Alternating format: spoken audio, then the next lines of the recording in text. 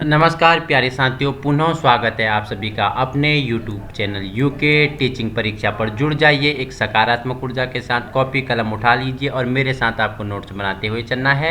आगामी उत्तराखंड सहायक अध्यापक LT 2024 की दृष्टि से महत्वपूर्ण श्रृंखलाएँ चल रही है, जिसमें हमने 85% का सिलेबस बाय सिलेबस कंप्लीट कर लिया है। MCQs लगाए हैं, प्रैक्टिस सेट लगाए हैं, बाकी PDF मैंने वीडियो के नीचे डिस्क्रिप्शन में भी अटैच्ड किए हैं और अपना जो क्या है टेलीग्राम ग्रुप है यूके टीचिंग परीक्षा वहाँ भी सेंड किए हैं, और जो व्हाट्सअप अपना क्या है कम्युनिकेशन ग्रुप है वहाँ भी हमने क्या डाला है, इसका लिंक डाला है। लिंक को ओपन करते हैं, सारे PDF एक साथ ओपन होने का वहाँ पे आपके लिए ऑप्शन रखा है। ठीक है, तो जो जुड़े नहीं हैं वो जुड़ सकते हैं और वीडियो को अधिक से अधिक लोगों तक पहुँचाने की कोशिश करें। ठीक है, 23 जून आपका सपना पूरा होगा। जुड़ जाइए, बात चर्चा परिचर्चा करेंगे इंफॉर्मेशन कम्युनिकेशन टेक्नोलॉजी के बारे में। ठीक है, सूचना संप्रेषण तकनीक के बारे में। तो सबसे पहले संचार के अर्थ को जान लेते हैं। ठीक है, तो संचार शब्द की उत्पत्ति लैटिन भाषा के शब्द किसे कम्युनियस से हुई है, किसे कम्युनियस से हुई है, जिसका शाब्दिक अर्थ कॉमन, किसी विचार या तथ्य को किसी व्यक्तियों के सामान्य बना देना है। ठीक है, किससे, संचार शब्द की उत्पत्ति लैटिन भाषा। ठीक है, याद रखना लैटिन भाषा के कम्युनियस से हुई है, जिसका शाब्दिक अर्थ क्या होता है, कॉमन, अर्थात किसी विचार या तथ्य को कुछ व्यक्तियों में सामान्य बना देना। इस प्रकार संचार शब्द का अर्थ है विचारों तथा सूचनाओं को एक व्यक्ति से दूसरे व्यक्ति तक पहुंचाना। इस प्रकार संचार एक द्विगामी टू वे प्रक्रिया है। संचार कैसे, द्विगामी प्रक्रिया है। ठीक है, मैं आपको पढ़ा रहा हूँ, ठीक है, मैं आपको पढ़ा रहा हूँ, ठीक है, मैं अपने विचारों को आपके समक्ष प्रस्तुत कर रहा हूँ, किसके, श्रव्य और दृश्य माध्यम से। ठीक है, दृश्य में आप PDF देख रहे हैं, श्रव्य से आप मेरी आवाज़ सुन रहे हैं और मैं अपने विचारों को आप तक पहुँचा पा रहा हूँ, आप इसे समझ रहे हैं, इसके अर्थ को ग्रहण कर रहे हैं। यही क्या है, कम्युनिकेशन है। ये टू वे है। टू वे मतलब एक क्या होता है, श्रोता होता है, एक क्या होता है, वक्ता होता है। ठीक है, इस वीडियो में श्रोता मैं हो गया, वक्ता आप होगी, तो इसलिए इसे क्या बोलेंगे, संचार को। कम्युनिकेशन क्या है, टू वे प्रक्रिया है। कम्युनिकेशन क्या है, टू वे प्रक्रिया है। ठीक है, देखो संचार का विकास की बात करें तो प्राचीन काल में सूचनाएं व्यक्ति के मस्तिष्क में ही संग्रहित होती थी तथा अधिकर्ता को मौखिक रूप से ही स्थानांतरित होते थे। ठीक है, इस प्रकार कागज और स्याही के विस्तार सूचना एवं संप्रेषण तकनीकी के क्षेत्र में महत्वपूर्ण है।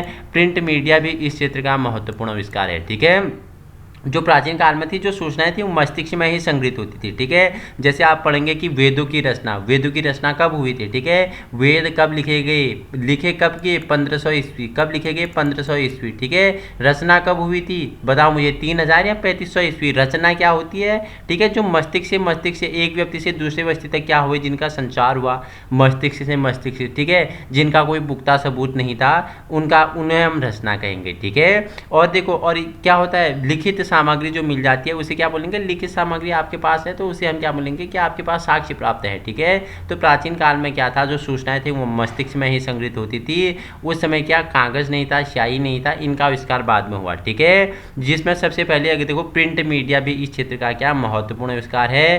फ्रांस के प्रोफेसर ग्राफीन के द्वारा सन 1900 में फोटोस्टेट का आविष्कार किया गया। इंपॉर्टेंट क्वेश्चन है कि फोटो स्टेट करते हो उसका आविष्कार कहाँ हुआ, फ्रांस में हुआ। किसके द्वारा हुआ, तो ग्राफीन के द्वारा, प्रोफेसर ग्राफीन के द्वारा। कब, सन 1900 ईस्वी में हुआ था। ठीक है, और वहीं 1940 ईस्वी में माइक्रोग्राफी का आविष्कार हुआ, जिसके द्वारा रिकॉर्ड की हुई सामग्री को बहुत छोटे रूप में कॉपी किया जा सकता है। ठीक है, ग्राफीन ने 1900 में फोटोस्टेट की कॉपी की फ्रांस में। ठीक है, और माइक्रोग्राफी का आविष्कार किसने किया, आप मुझे बताएंगे 1940 में। ठीक है, देखो 1960 में प्रिंट के लिए लेजर तकनीकी का आविष्कार हुआ। ठीक है, 1960 ईस्वी में प्रिंट के लिए क्या, लेजर तकनीक का आविष्कार होता है। 20वीं सदी में चुंबकीय वीडियो कैमरा, वीडियो डिस्क एवं कंप्यूटर का विकास हुआ। ठीक है, 20वीं सदी में क्या, चुंबकीय वीडियो कैमरा, वीडियो डिस्क एवं कंप्यूटर का क्या होता है, विकास होता है। देखो शैक्षिक तकनीकी का जान रहे हैं तो शैक्षिक तकनीकी का अर्थ क्या होता है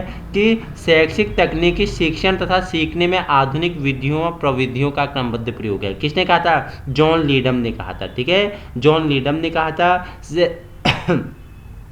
शैक्षिक तकनीकी वह क्रमबद्ध प्रयत्न है जो शिक्षा की वर्तमान प्रक्रिया को उन्नत करती है। ठीक है, बात करूं तो 1966 में भारत में सर्वप्रथम एक भारतीय अभिक्रमित अनुदेशन संगठन IAPL की स्थापना हुई। आपसे पूछ लेगा कि IAPL, ठीक है, याद रखना IPA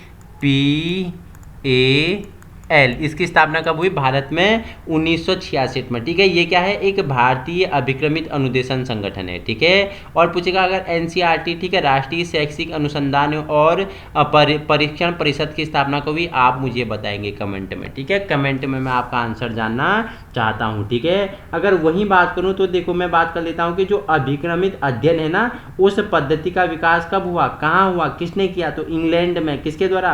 ब्रायन मोर द्वारा सन 1950 ईस्वी में हुआ था इसका प्रयोग सबसे पहले। ठीक है, तो आधुनिक सूचना संप्रेषण तकनीकी के बारे में, ठीक है, कि modern information and communication technology के बारे में जान लेते हैं। आधुनिक सूचना एवं संप्रेषण तकनीकी हार्डवेयर, सॉफ्टवेयर, वीडियो और प्रेषक माध्यमों आदि में मिश्रण है। ठीक है, हम इसमें हार्डवेयर और सॉफ्टवेयर के बारे में परिचर्चा करेंगे, आपके सिलेबस में है। ठीक है, तो देखो इसमें क्या होता है, जैसे क्या डिजिटल वीडियो कैमरा हो गया, ठीक है, पावर पॉइंट अनुक्रमण हो गया, ठीक है, एलसीडी प्रोजेक्टर हो गया, ईमेल, इंटरनेट या वर्ल्ड वाइड वेब, www बोलते हैं जिसे आप देखते हैं, www डॉट करके लगाते हो। ठीक है, अंतः क्रियात्मक रिमोट अनुदेशन हो गया, सीडी रोम तथा डीवीडी, ठीक है, जो आप डालते थे पहले से डीवीडी आती थी ना, कि एक ही कैसेट में आपको कितने 20 से 25 वीडियो अवेलेबल हो जाते थे। ठीक है, डीवीडी। ठीक है, बहुमाध्य युक्त कंप्यूटर होता है, वर्ल्ड प्रोसेसर होता है, जैसे क्या स्प्रेडशीट आदि बोलते हैं, डिजिटल लाइब्रेरी, कंप्यूटर डाटाबेस हो गया, दृश्य व श्रव्य क्या कॉन्फ्रेंसिंग हो गया, और आभासी कक्षा हो गया। ठीक है, और वीडियो कार्ड तथा वेब कैमरे के साथ लैपटॉप आदि, ये क्या आते हैं? इसके अंतर्गत आते हैं। किसके?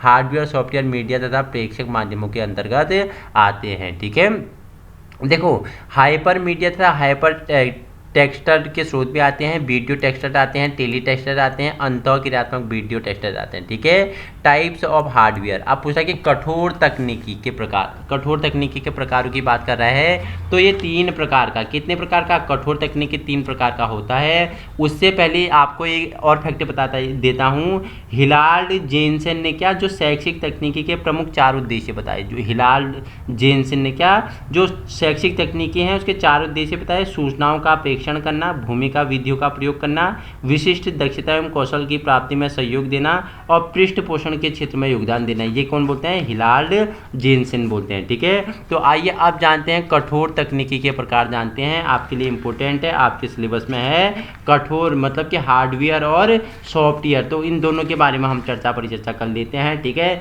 बेस आपका तैयार कर लेते हैं, अगर परीक्षा में आपके लिए पूछ लेगा तो आप इसलिए से बता पाएंगे। ठीक है, तो हार्डवेयर फिर पढ़ेंगे, पहले कठोर तकनीकी, हार्डवेयर को ही कठोर तकनीकी बोलते हैं। 3 प्रकार का, एक पहला आपका श्रव्य कठोर सामग्री आता है, दूसरा दृश्य कठोर सामग्री आता है, और तीसरा श्रव्य और दृश्य। ठीक है, जिसे आप खाली सुन सकते हैं। ठीक है, जिन संसाधनों से आप खाली सुन सकते हैं वो किसके अंतर्गत आएंगे? वो आएंगे किसके अंतर्गत? वो आएंगे श्रव्य कठोर, जैसे रेडियो हो गया, ठीक है, टेप रिकॉर्डर हो गया, ठीक है, और ग्रामफोन हो गया, ठीक है, टेलीफोन हो गया, ठीक है, मीडिया फोन हो गया, टेक्नोलॉजी मशीन, ठीक है, ये सब किस में आएंगे? श्रव्य, जिसे आप खाली सुन सकते हैं। ठीक है, दृश्य कठोर सामग्री में जिसे आप खाली देख सकते हैं, जैसे चार्ट हो गया, ठीक है, मैप हो गया, ठीक है, ब्लैक बोर्ड हो गया, किताबें हो गई, एल्बम हो गया, ठीक है, उसके साथ साथ पोस्टर हो गए, पिक्चर हो गए, ठीक है, फिल्म स्ट्रिप प्रोजेक्टर हो गया, ओवरहेड प्रोजेक्टर हो गया, ठीक है, और एपिडाइस्कोप हो गया, माइक्रोस्कोप हो गया, टेलीस्कोप हो गया, ठीक है, और क्या हो गए? पैम्पलेट्स, एजुकेशन गेम्स हो गए, स्लाइड्स हो गए, रील हो गए, हार्ड ऑब्जेक्ट हो गए, फोटोकॉपी मशीन, फिल्म स्ट्रिप, ये सब केस में जिसे आप देख सकते हो, ये सब दृश्य कठोर सामग्री में आते हैं। और श्रव्य दृश्य जिन्हें देख भी सकते हो, सुन भी सकते हो, जैसे फिल्म हो गया, ठीक है, डॉक्यूमेंट्री हो गई, फिल्म टेलीविज़न हो गया, मोबाइल फ़ोन हो गया, सीडी तथा डीवीडी प्लेयर हो गया, सीसीटीवी हो गया, फैक्स मशीन हो गए, कंप्यूटर, वीडियो गेम्स हो गए, internet, video tape, video conferencing, ठीक है, ये सब किस में आते हैं? ये श्रव्य और दृश्य, जिन्हें देख भी सकते हो, सुन भी सकते हो। जैसे आप मेरी वीडियो को देख रहे हैं, श्रव्य माध्यम में मुझे सुन रहे हैं, और दृश्य माध्यम में आप इस पीडीएफ को देख रहे हैं, तो ये किसके अंतर्गत आ जाएगा? ये श्रव्य दृश्य के कठोर माध्यम में आ जाएगा। ठीक है, मैं अपने क्या अब टेलीग्राम ग्रुप में आपको ऑडियो सेंड करता हूँ, तो वो खाली किस में? श्रव्य में आ जाएगा। ठीक है, और मैं आपको खाली किसी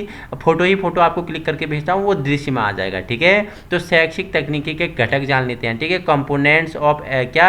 एजुकेशनल तकनीक। ठीक है, टेक्नोलॉजी, ठीक है। तो इसमें पहला कठोर तकनीकी, जिसे आप हार्डवेयर टेक्नोलॉजी कहते हैं। तो शैक्षिक तकनीकी का सबसे महत्वपूर्ण अंग कठोर सामग्री तकनीकी अथवा कठोर शिल्प उपागम, इसे हिंदी में बोलते हैं कठोर शिल्प उपागम है, ठीक है। इसका जन्म भौतिक विज्ञान तथा अभियांत्रिकी से हुआ है। कठोर शिल्प उपागम भौतिक विज्ञान एवं इंजीनियरिंग सिद्धांतों एवं व्यवहारों पर आधारित है। आपसे पूछेगा कि निम्नलिखित में जो हार्डवेयर टेक्नोलॉजी है, जिसे आप क्या बोलते हैं, कठोर तकनीकी बोलते हैं, वो किससे संबंधित है, ठीक है। तो किससे, कठोर शिल्प उपागम भौतिक विज्ञान एवं इंजीनियरिंग के सिद्धांतों एवं व्यवहारों पर आधारित है, ठीक है।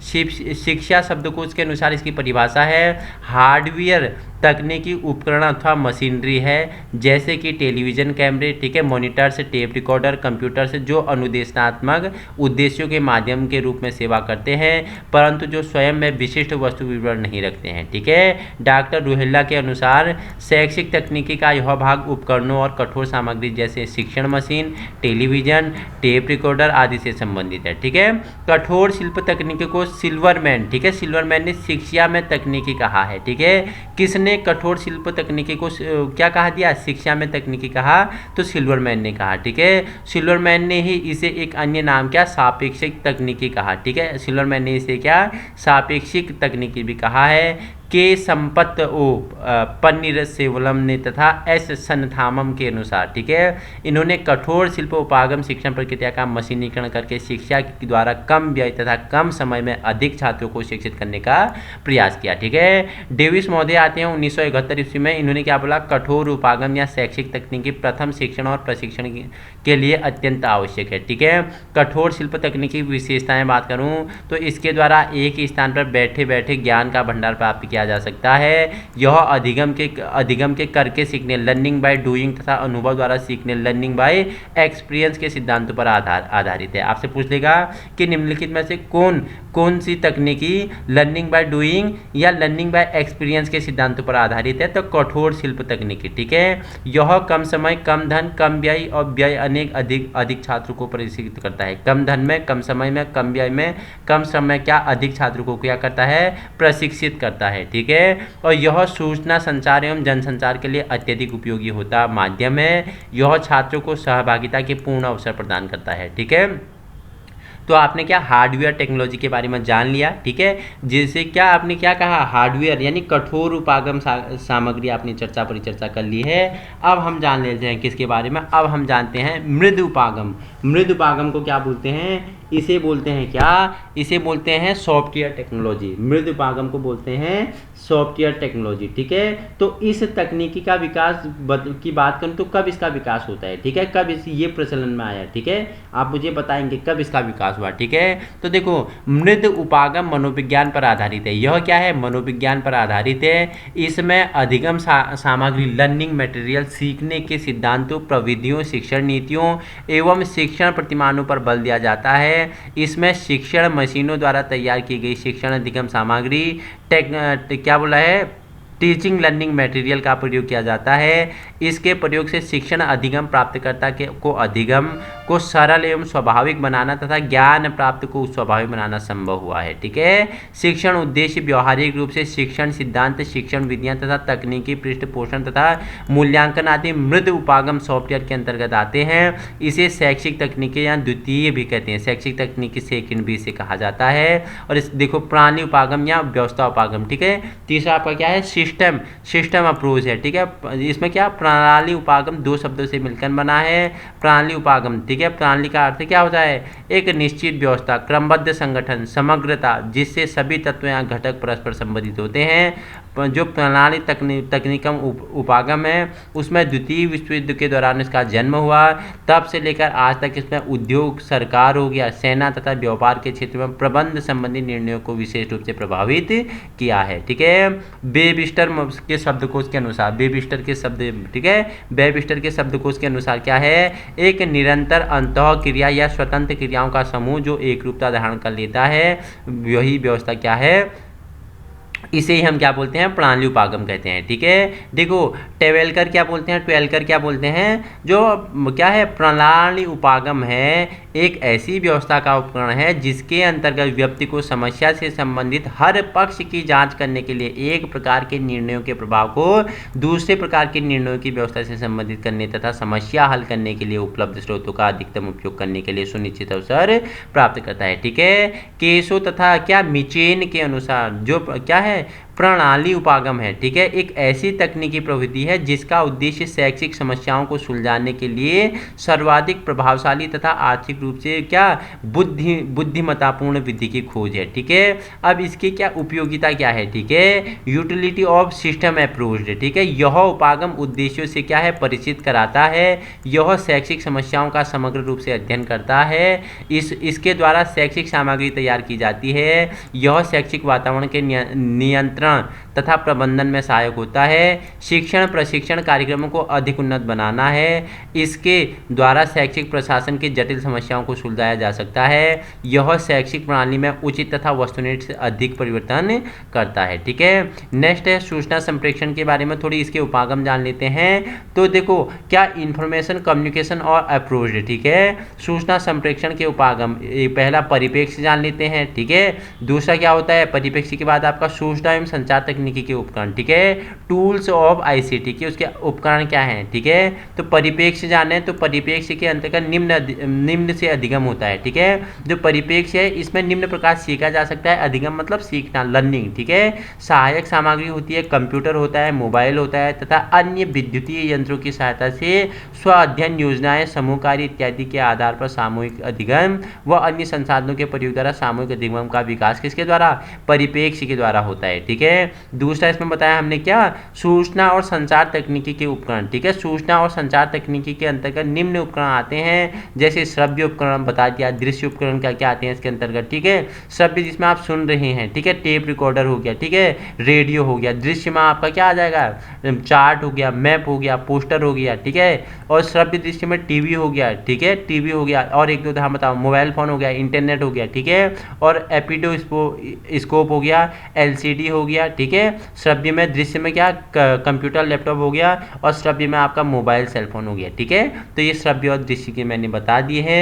सूचना शिक्षा में सूचना एवं संप्रेषण तकनीकी की क्या भूमिका है, तो शिक्षार्थी को अभिप्रेरणा देता है। ठीक है, सामूहिक अधिगम में विकास करता है। ठीक है, विषय वस्तु की सही और गहन समझ की उपलब्धि होती है, पाठ्यक्रम सामग्री की सरलता संरचना कौशल में वृद्धि करता है, शिक्षार्थी में आलोचनात्मक चिंतन तथा तर्क का शक्ति का विकास करता है, और असफल शिक्षार्थी को बिना उसके स्वाभिमान की क्या करता है उसे प्रभावित किए करता है, उसे सिखाना उसका क्या है प्रमुख भूमिका है। ठीक है, सूचना और संचार तकनीकी में प्रयोग होने वाली वर्तमान तकनीकें क्या हैं, ई साधन जिसे आप ई मीडिया बोलते हैं। ठीक है, कंप्यूटर जो आईसीटी में जो टेक्नोलॉजी में वर्तमान समय में आपको पता है तकनीकी का युग है। ठीक है, सारे काम किससे हो रहे हैं कंप्यूटर से हो रहे हैं, ई साधन से हो रहे हैं, इंटरनेट से हो रहे हैं, ईमेल से हो रहे हैं, कि यहाँ तक कि इंडिया को डिजिटल इंडिया बना दिया गया है। ठीक है, कि सारा काम किससे होगा डिजिटली होगा। ठीक है, टेक्नोलॉजी से होगा, ई साधन हो गया कंप्यूटर से। ठीक है, कंप्यूटर का हिंदी नाम क्या है आप मुझे बताएंगे। ठीक है, बड़े बड़े फाइल को आप ठीक है बड़ी बड़ी गणना आप एक्सेल में क्या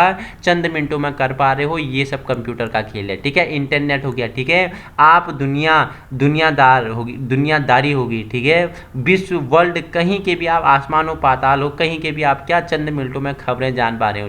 ठीक है, चाहे वो आसमान हो ब्रह्मांड हो चाहे वो पाताल लोग हैं, आप वहाँ की खबरों को जान पा रहे हैं किसके माध्यम से इंटरनेट के माध्यम से। ठीक है, ईमेल पता हो गया, इनबॉक्स हो गया संदेश, ठीक है, आउटबॉक्स हो गया। ठीक है, ईमेल लिखना हो गया। तो ये क्या है ये सब की क्या है संचार तकनीकी में प्रयोग होने वाली वर्तमान तकनीकी हैं। ठीक है, आप इन सभी चीज़ों से क्या हैं भली भांति परिचित हैं। ठीक है, और आप जानते हैं हार्डवेयर और सॉफ्टवेयर अगर तकनीकी की बात करूं तो हार्डवेयर यह एक कठोर तकनीकी है, जबकि सॉफ्टवेयर की बात करूं तो वह कोमल तकनीकी है। ठीक है, हार्डवेयर इसे शैक्षिक तकनीकी प्रथम भी कहते हैं। हार्डवेयर को क्या शैक्षिक तकनीकी प्रथम भी कहते हैं, और सॉफ्टवेयर को क्या क्या बोलते हैं, शैक्षिक तकनीक द्वितीय, उसे द्वितीय भी बोलते हैं। ठीक है, देखो जो हार्डवेयर है इसे मशीन उपागम के नाम से जाना जाता है। हार्डवेयर है मशीन उपागम के नाम से जाना जाता है। जो सॉफ्टवेयर है उसे अनुदेशन तकनीकी के नाम से जाना जाता है। ठीक है, ये याद रखना जो मैं बोल रहा हूँ। ठीक है, हार्डवेयर का मुख्य आधार भौतिक विज्ञान है, जबकि सॉफ्टवेयर का क्या होता है, मनोविज्ञान होता है। ठीक है, और हार्डवेयर इसमें अभिभारी भौतिक विज्ञान और अभियांत्रिकी से हुआ है, जबकि सॉफ्टवेयर में अभिभारी शिक्षण निगम सिद्धांतों के परिणामस्वरूप होता है। ठीक है, हार्डवेयर उपागम दृश्य श्रव्य सामग्री पर आधारित होता है, जबकि सॉफ्टवेयर अनुदेशन तथा व्यवहार तकनीकी पर आधारित होता है। ठीक है, हार्डवेयर को सिल्वरमैन ने इस उपागम को सापेक्षिक शैक्षिक तकनीकी कहा, जबकि सिल्वरमैन ने सॉफ्टवेयर को क्या बोला, रचनात्मक शैक्षिक तकनीकी कहा। ठीक है, हार्डवेयर एक क्या है, उत्पादजन्य उपागम है। ठीक है, प्रोडक्ट, ठीक है, प्रोडक्ट अप्रोच्ड है। ठीक है, और जो सॉफ्टवेयर है यह क्या प्रक्रियाजन्य है। ठीक है, प्रोसेस है, प्रोसेस अप्रोच्ड है। ठीक है, हार्डवेयर क्या है, एक उपागम शिक्षा जगत को अपनी सेवा प्रत्यक्ष रूप से क्या करता है, अर्पित करता है, जबकि सॉफ्टवेयर क्या करता है, अपनी सेवा अप्रत्यक्ष रूप से वो करता है। ठीक है, अगर बात करूं हार्डवेयर उपागम का सर्वप्रथम प्रयोग कब हुआ, सर्वप्रथम प्रयोग पूछ लेगा तो 1964 में, 1964। ठीक है, हार्डवेयर का सबसे पहले प्रयोग 1964 में किसके द्वारा, A.S. लुम्सडेन द्वारा, ए लुम्सडेन द्वारा। ठीक है, लुम्सडेन,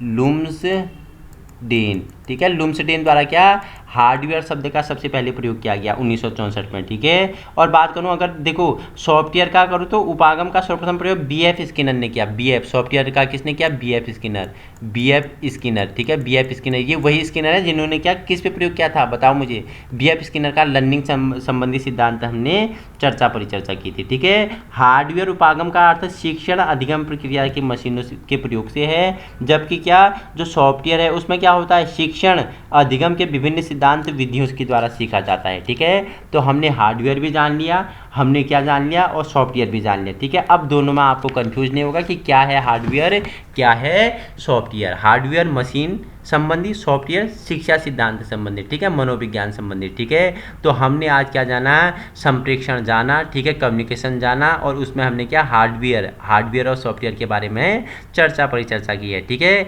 कठोर उपागम मृद उपागम के बारे में परिचर्चा कर लिया, इंपोर्टेंट होगा, और वीडियो के डिस्क्रिप्शन में इसका PDF आपको मिल जाएगा। बाकी यूके टीचिंग परीक्षा के क्या आपको ग्रुप में भी, ठीक है, वहाँ भी PDF अवेलेबल हो जाएंगे। आप जुड़ जाना है। वीडियो पसंद आए तो हमारी मेहनत को आपको साकार करनी है। ठीक है, अधिक से अधिक लोगों में क्या कीजिए, वीडियो शेयर करने की कोशिश कीजिए। वीडियो पसंद आए तो लाइक शेयर सब्सक्राइब करने की क्या करें, कोशिश करें। एक दिन में 4 से 5 हम आपके लिए वीडियो लाने के पूरा एफर्ट कर रहे हैं कि जल्द ही आपका सिलेबस हम कंप्लीट कर लेंगे। इसी प्रकार की वीडियो पाने के लिए आज ही आप अपने यूट्यूब चैनल यूके टीचिंग परीक्षा की क्लास को क्या कर सकते हो, संलग्न कर सकते हो। Thank you so much.